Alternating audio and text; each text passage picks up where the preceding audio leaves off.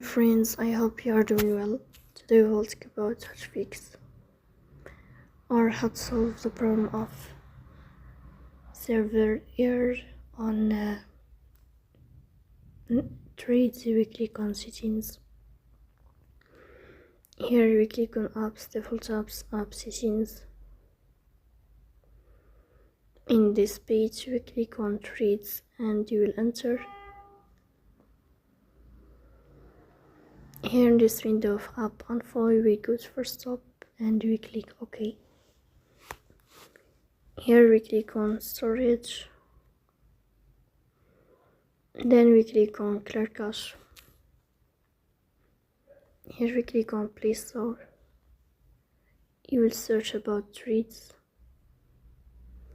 and then we'll uninstall your app and you will install it again.